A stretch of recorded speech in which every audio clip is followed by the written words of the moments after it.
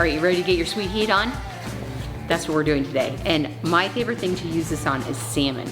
Now, I've given a few of these out and I've said, tell me what it's like.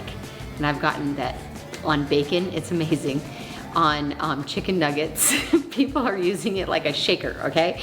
So, but today we're gonna use it on salmon. And I like to do salmon at a high heat and at the very last minute broil it so the sugars that are in here that are all natural get nice and crispy. So that's what we're gonna do. We're gonna do a little bit of olive oil. We're gonna do a generous sprinkling of sweet heat. We're throwing it in at 425 and at the last minute I'm gonna turn it up to broil and make it beautiful. So let's do this.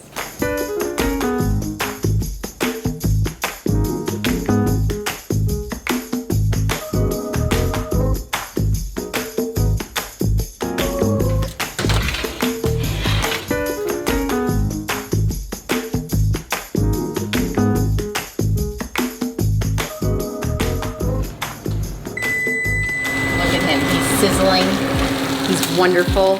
Now salmon can be a little underdone. You don't have to cook it all the way through. But for fish temps, you'll want to check online. It's usually around 145. So we just cook this at 425. At the last second, we hit broil just to crisp up that sugar and to put together a light summer meal. You can make a cucumber salad.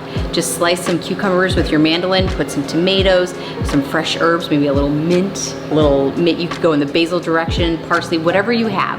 But this is just a taste of summer in a bowl.